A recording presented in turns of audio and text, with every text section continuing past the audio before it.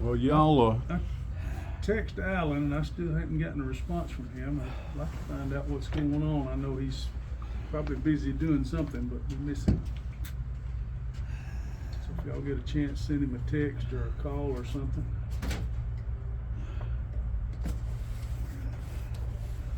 Randy feeling better?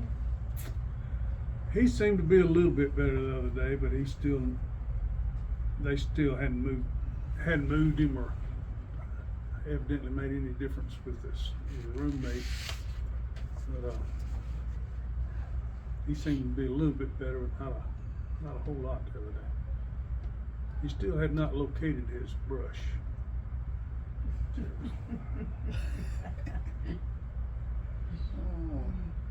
That's one reason I keep my hair cut short now, because if I don't, it's everywhere. But, all right then.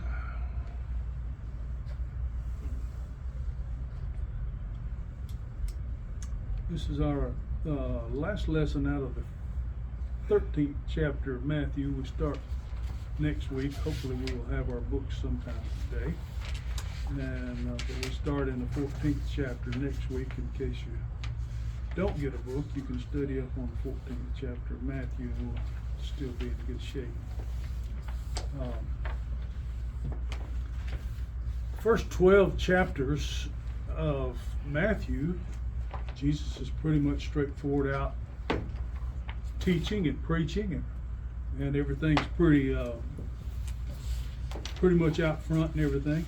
In the 13th chapter, if you remember in the 12th chapter, as we were leaving that, basically the Pharisees had made the decision, we got to kill him, we got to get rid of him. So that pretty much marks like the point where the Jewish people have decided to reject the Messiah. So starting in the 13th chapter, you'll see that a lot of Jesus' teachings is with parables. He had not told a parable so far in Matthew up until this chapter, and this chapter has about 8. Parable, I've heard different definitions of it. One was an earthly story with a heavenly meaning. Basically, it's telling you a story about something that you're familiar with to help you understand something in the Bible. And I guess the best way to relate it to this group is the children's sermon on Sunday mornings. My brother will sing a funny song, or he'll do a magic trick, and then he'll tell them how that relates to the gospel. And if you pay attention to that, then you kind of get it in your mind what's going on. And then when he says, well, that's how Jesus does this, and that's how he does that. And it helps us sometimes to understand the message and understand what the person saying is talking about. But at the same side, there were a lot of people when he would tell these stories, they wouldn't get it. Even the disciples didn't completely comprehend what it was, but the difference was that once they got him off by himself, they said, hey, we didn't really understand that. Can you explain it a little better?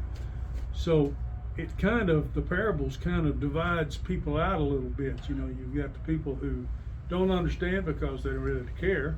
And then there are some that may not understand, but they really want to. And then some may catch it the first time through. But that's kind of what this lesson is about.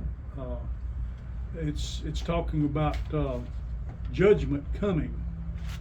And it kind of starts off talking about it. It says, you know, all through our lives we're faced with choices, this way or this way. Alabama or Auburn.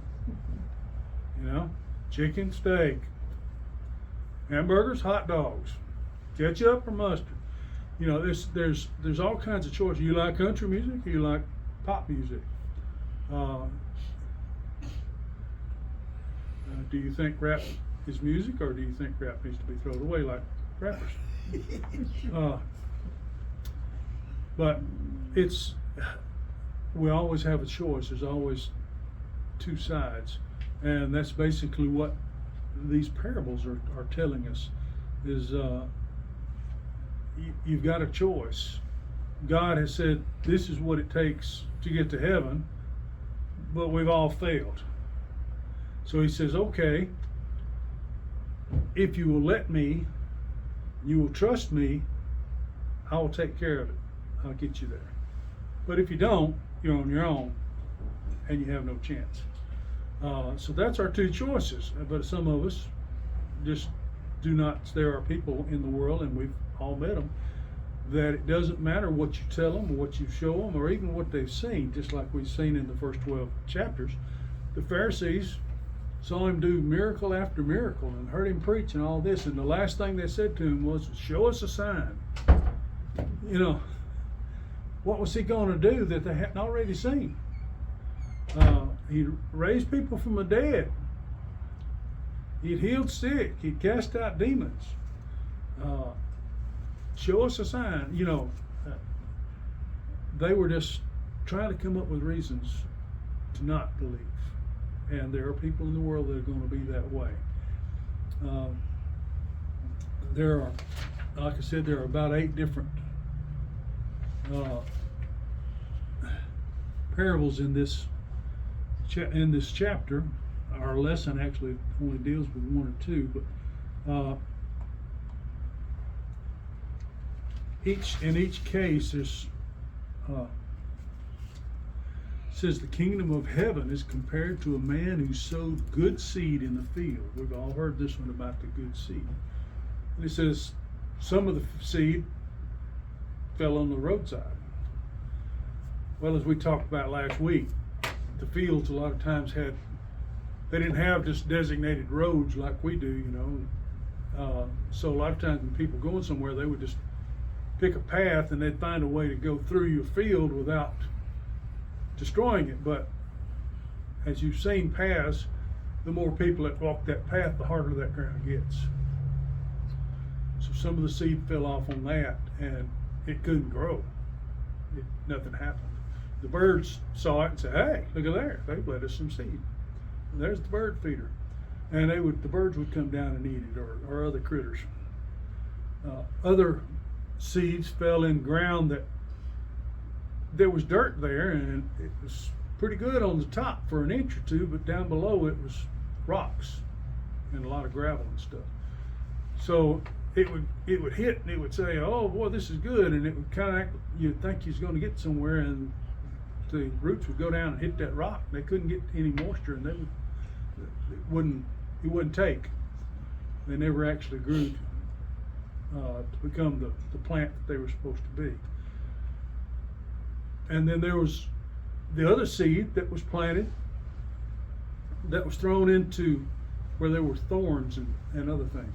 You know, it's just, you know, we've got the tractors now, and they go down through there, and they got one thing that digs a little trench, and then another thing that drops the seeds, and then another thing that covers the trench back up.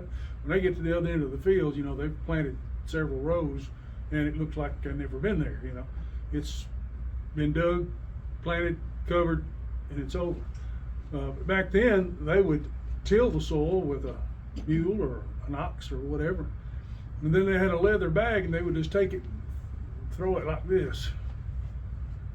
So some of it would land where it's supposed to, and some of it wouldn't.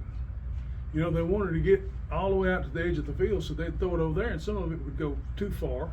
It would get into the road, or it'd get into the rocky soil, or it would get into where the thorns had grown up. They hadn't cleared that part of the field, and the thorns would come up and choke it out. It's kind of like kudzu. You know, they brought kudzu over as a ground cover to stop erosion. But what they didn't realize was kudzu didn't stop when you wanted it to. It kept going, and it didn't matter what else was there, it was going to take over. Or bamboo, same way. Bamboo, I could not have believed how fast bamboo grows. But I had a customer that had, in the back of her house, there was this big old thing, this bamboo that was 20 feet tall. And it was right up against the house. And she said, I need to get away from my house. And me and Joey went over there and cut for about 2 or 3 hours cutting down bamboo. It wasn't very hard to cut it down. But we would drag it out and we'd laid it out by the road. And I came by a few days later, and where we had laid it, sprouts had come up out of the ground from it just laying on top of the ground. And within a couple of years, you couldn't hardly tell that we had even been there. All that, they say it grows, you know, by the foot every year, you know. So there's, you know, these evasive plant, these aggressive plants like this, they will come in and choke it out.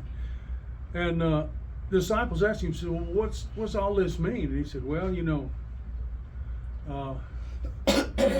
sometimes the gospel falls on the roadside. It's hard and it can't grow.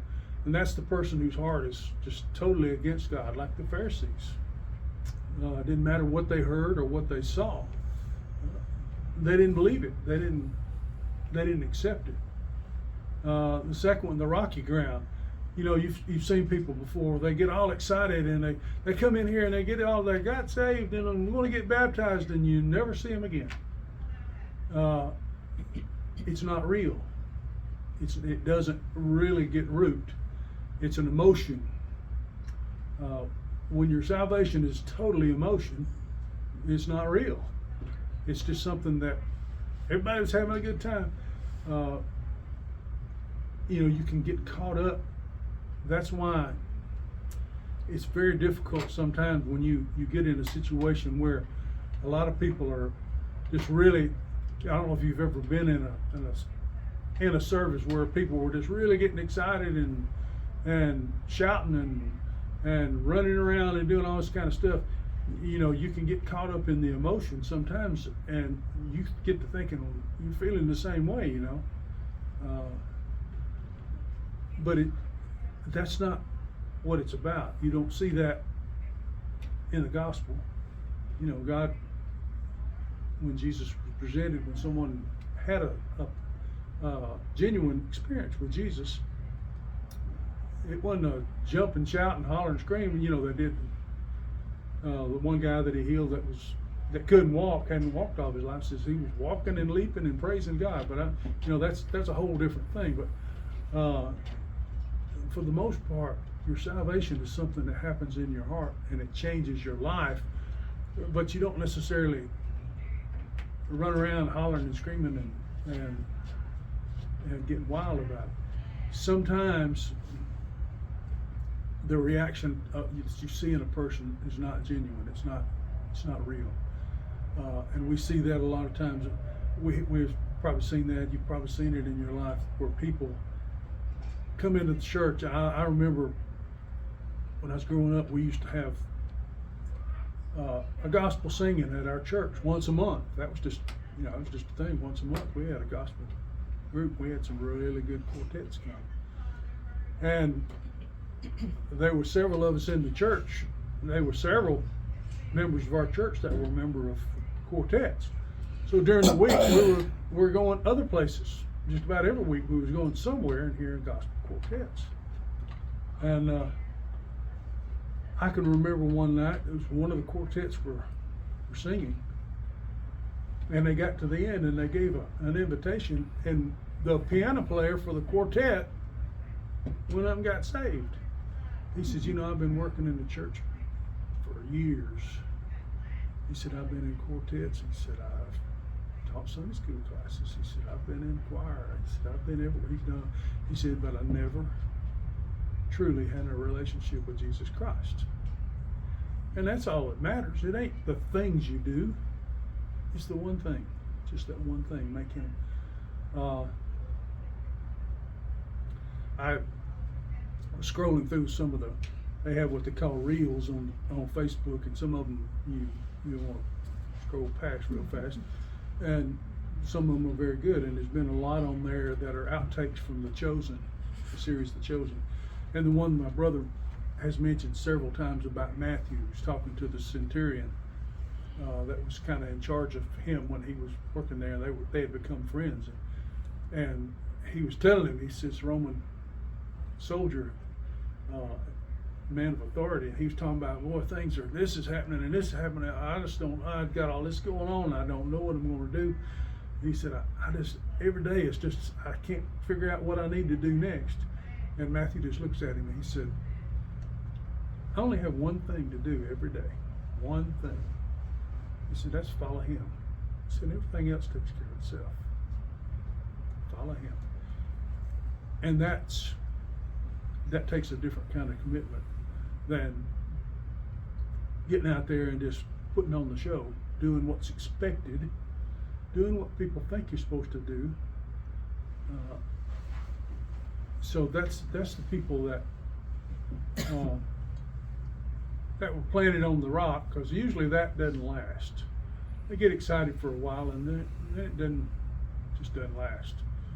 But then you have the other ones that says it fell among the thorns, and there are people who seem to respond to the gospel and everything seems to be going well. But then life happens, and well, yeah, I know I haven't been to church in a while, but I've got this new job. I got a promotion, and this promotion requires me to do more of this and that, and I did it, and everything else in the world comes in first, and they push it away until eventually it's gone. It's no longer there, and that's kind of like the thorns, the problems of the world coming up and choking it out. Then there are those who respond to God, and they truly have an experience with God, and they truly have a faith in what they believe and what they have seen, and they make a commitment, and that's what you see in the disciples and those who follow Jesus in the New Testament. They saw in him something that changed them from the inside out. They became something new and something different. But it's the same gospel, preached in the same way, maybe at the same place. But it depends on your situation, how you respond. How your heart is, what your heart is. And I find myself sometimes I'll maybe be in a service somewhere and I feel like I'm just not getting anything out of this. And I have to stop a minute and say, okay, several people that seem to be enjoying it. Is it me? Or is it the service? And sometimes you get distracted. Sometimes you got other things on your mind. And I try to stop every Sunday morning and just spend a little time saying, okay, God, I need to push all that aside. Whatever's happening in your world, you bring it to God, and you can ask people at the church to pray for you about it. But you can't really have faith in God if you're worrying about something. That means you don't have faith that He's got it, He's got it under control. But we all have those times. And I think I mentioned last week or week before something, this song, I heard it several times this week, and the name of the song is Honest. He said, just to be honest, I just need to know that you still got it, that you still in control. Because it's so easy in our lives sometimes to think, well, God's lost control of this done got out of hand. But it's not. And I've mentioned that several times to Randy, I guess. I said, Randy, I know you don't like it here. I said, but you're here because God wants you here. We either got to say God is sovereign or He's not. If He's sovereign, then you're there because He wants you there. Whether you understand it or not, whether you like it or not.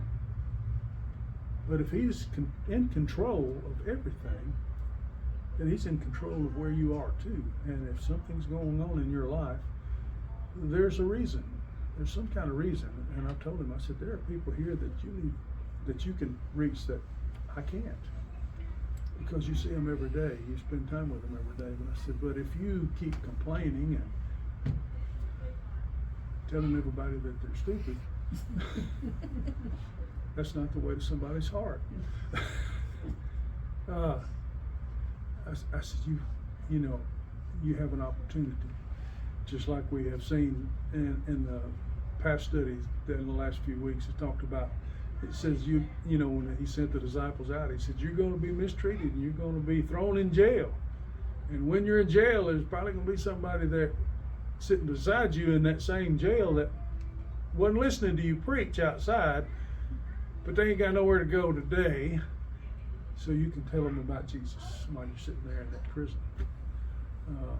You can witness to the jailer. You can witness when they bring you before the judges and the kings and the rulers. You can preach to them, which you would not have had a chance to do if you hadn't been thrown in jail.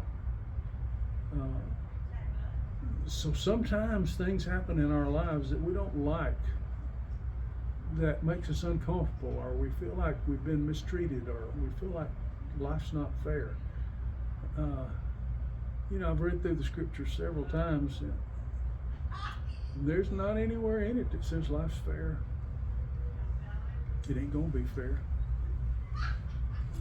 And if you look at Jesus' ministry, according to our thinking, he wasn't fair. And we've talked about that before. He was outside of the town with his disciples, and he said, I need to go into town. And he went into town and he walked to the pool of Bethesda, and there's all these people around there, hundreds of them probably, sitting around waiting on the pool to be disturbed so they could crawl down in it and be healed. So there's all kinds of diseases and injuries and stuff around. He walked in and he talked to one guy, healed one guy, and then walked around all the rest of them on the way out and left them just like they were. Well, if you take modern day understanding, that was not fair. We need to destroy his whole life because he didn't treat everybody else fair. Well, he came there for a purpose. He had a purpose. And we don't ever know what that purpose is. And that's one thing I like about the series that we've talked about, The Chosen. In that you see so many other things going on that keys off of that one incident. Everybody around him saw him heal one person and walk out again.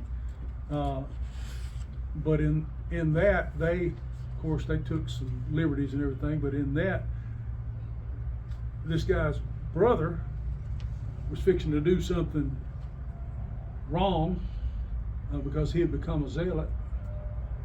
And he happened to look over and see Jesus heal his brother, and it just changed his whole, he just forgot all about what he was thinking about doing. He said, I got to find out what's going on here. And he ended up being one of the disciples. We don't know if that really the way it happened, but we know, we have seen so many times in our lives that things happen to put us places for the purpose of speaking to a particular individual. You know, you've probably all heard it that some people come into your life for a reason, some people come in for a season, and some come in and you know them all your life. I've had friends that I thought were just the best friends I ever had in my life, but that's only for a short period of time. And I hadn't seen them in years and years and years. And then there was one guy that probably I thought was one of my best friends. We've had like maybe a summer. And at the end of the summer, he went back home up north, and I had never seen him again. Heard from him, don't know anything about what's going on. But we can look back into our life and we can see how this kind of thing happens. And there's a purpose for that. There's a reason for that. If you are sensitive to what God's trying to tell you, you'll find yourself in a place sometime that maybe you don't even know why you decided to go that way, or you don't know why you ended up attending that particular event. But you were there because of a purpose. Liz and I came up here several weeks ago now to check on this water heater in here, check on the floor, make sure everything. We were getting ready to leave, and there was a young lady in the parking lot with a flat tire. And she was just, I walked out there and I said, what's the problem? She said, I got a problem with my tire. And then she just started crying. She said, and I just realized I've lost my engagement ring. You know, I told you all the story about that. But we talked to her. I went over there and I said, well, let's get this tire done first. And she'd been digging around trying to get that tire out, and just like a lot of young ladies, had no clue how to get that tire out, that spare tire out of the back. So I started taking it off. I undone the little old thing that was holding it down, and I pulled it out. And when I did, she looked down and she said, there's my ring. Because she had been pulling, and it just slipped off her finger. It fell down under that tire. She couldn't find it. She said, there's my ring. We had an opportunity to minister to that girl, and we'd probably never see her again. I don't have any idea what her name was. But God put us in a particular place for a reason. He put her in a particular place for a reason. She thought it was a really bad day. But there was a reason. She found what she needed. She found the help that she needed and people that were concerned about her at the right time. We don't ever know how little chance meetings like that will turn out. We don't ever know how someone's going to respond. It may make a difference somewhere in her life. She may remember that. If she found herself in another bad situation or a hard time or feeling depressed, she might actually even come back over here to the church and say, well, let me see if I can find more help there. Or she might say, well, you know, I got help at a church before, maybe I can get help again, and go to another church. We don't know when we have these opportunities to interact with someone. We don't know what the purpose is or what God has planned for that purpose down the road. But it depends, just like it says here, it depends. Some people, you do them a favor and they'll never think about it again. That was lucky. You know, that guy changed my tire. I didn't even have to get my hands dirty. That's good. You know, other people will appreciate it and will see it as something that they were blessed with. We don't know how people are going to respond. That's part of what this parable is telling us. We don't know. It's not our responsibility how they respond. It's our responsibility to throw the seed. You know, these people that planted this field,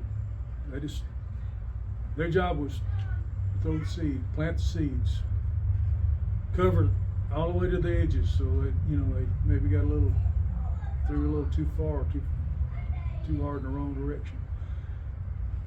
But that was their job. It wasn't their responsibility whether that came up or not. Another parable that it comes in here, it also tells us another parable about wheat. It says that a man goes out and he has a servants plant good seed in the field. You know, he made sure he bought quality seed. I don't know if you've ever run into this before, but sometimes you go out looking for grass seed, like to plant in your yard, and you find that good deal on some grass seed. It was cheap, yeah. It had junk in it. Yeah. And sometimes the seed's not pure. Sometimes it's got other junk in it, other things in there.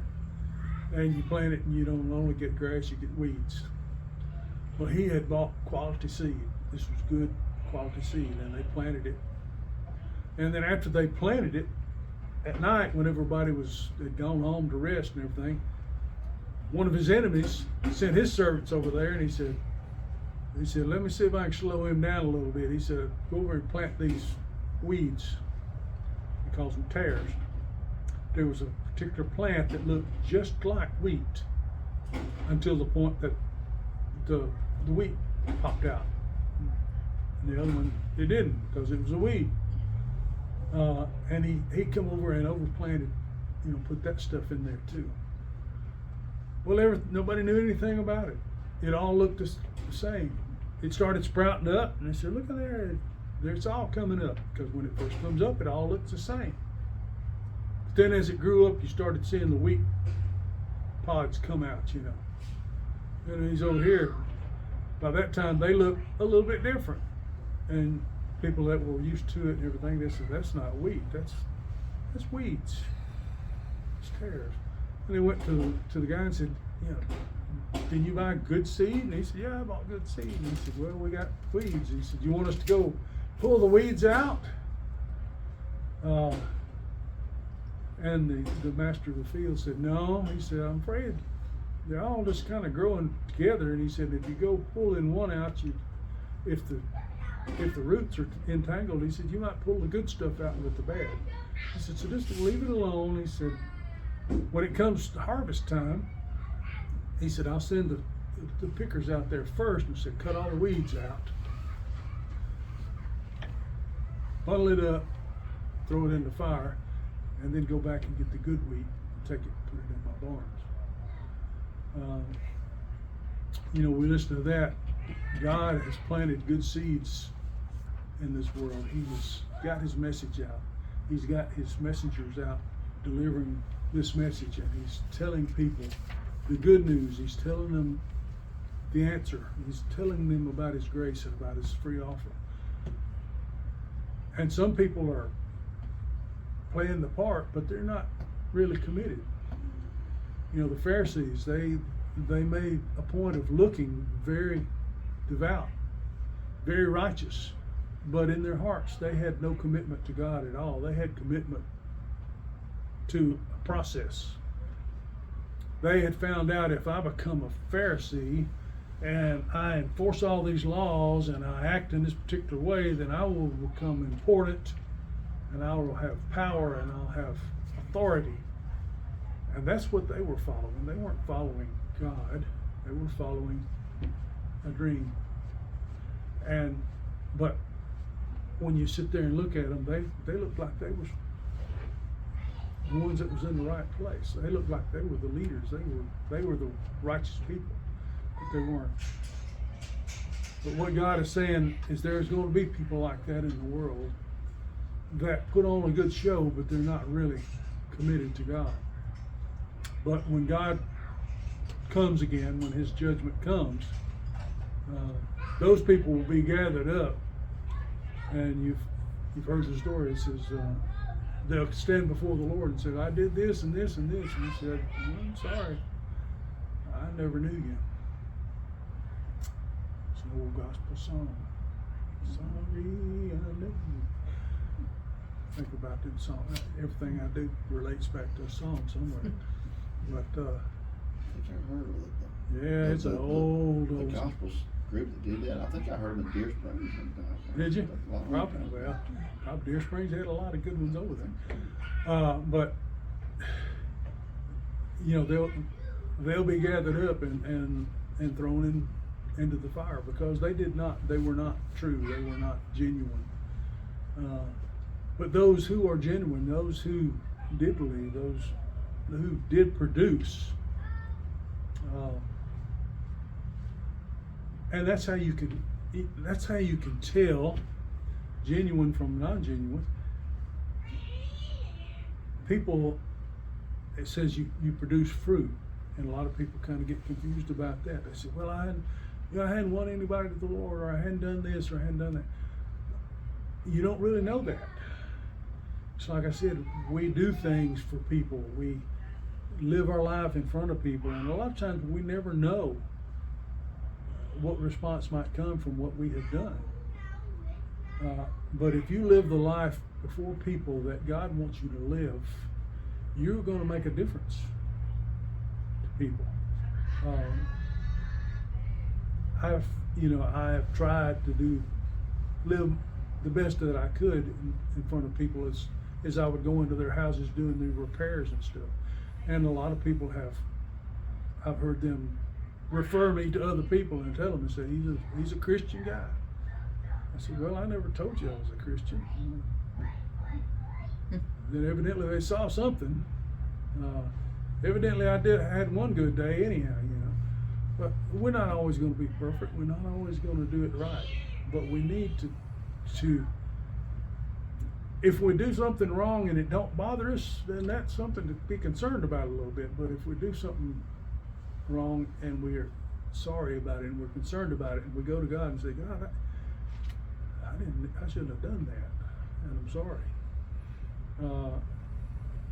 Then you can tell the difference in your life. You can see the difference in people when they make a mistake and they're sorry for making that mistake and they see that it was a mistake and they try to do better, or they live their life in a way that people can see Jesus and see Jesus' love through their lives. Then that's the fruit that you're bearing. We don't know a lot of times what the result of a good deed is. That's like with my prayer life. I pray for people I don't know. Sure. So I don't know whether that prayer You don't know has whether been answered or not. but- Exactly.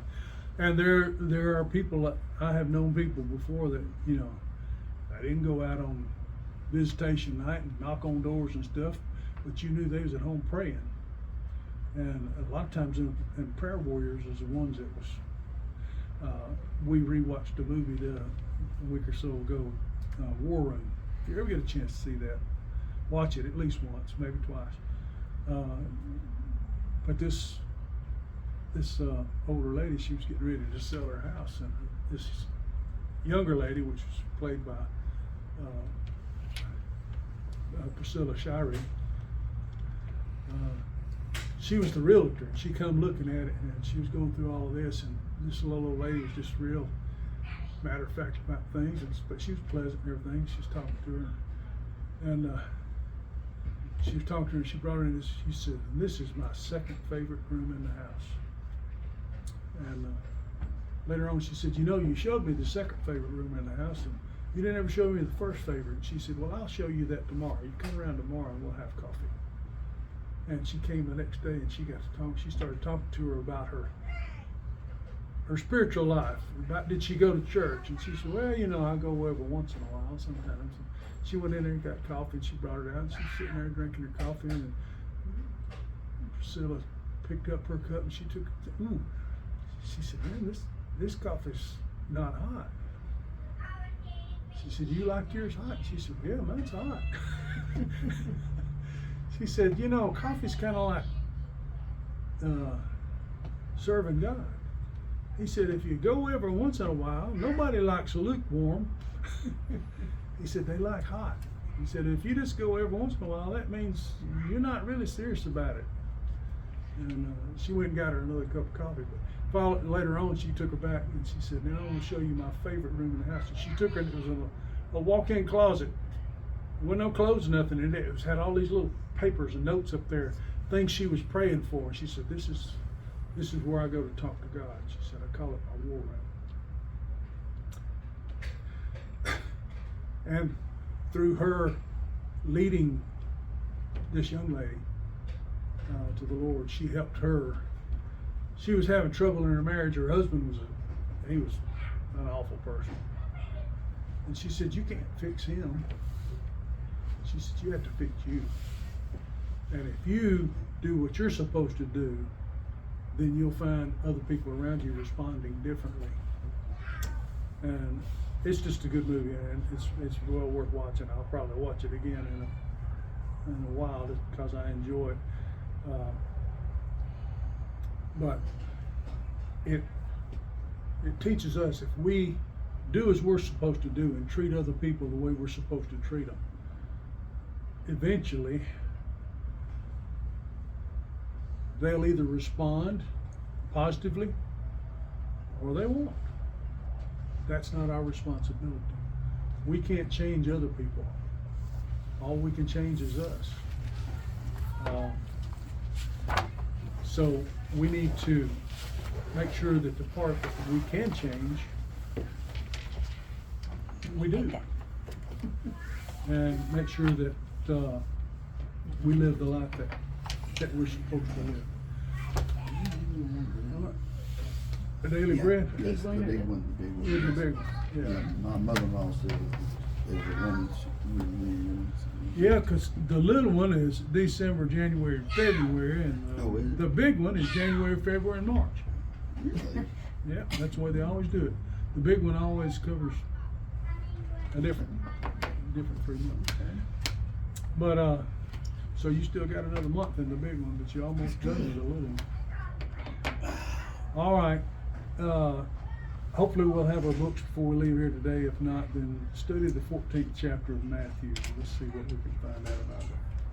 Father, we thank you for today. We thank you for this another opportunity to sit and discuss your word and try, Lord, to find out how we can apply it in our lives to live better for you. God, help us to be those who sow the seeds, and hopefully, God, you will be gracious in those who affect by what we show and what we do. Help us, Lord, to live our lives for you, committed to you, trusting you, that you are in control even when it doesn't seem like it to us. God, help us to have that courage. Go with us now into the sanctuary as we continue to worship you. We might honor you in our songs, in our message, and in our attitudes. It's in Christ's name. Amen.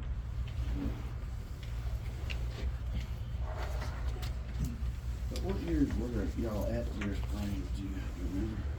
Well, I never attended Deer Springs.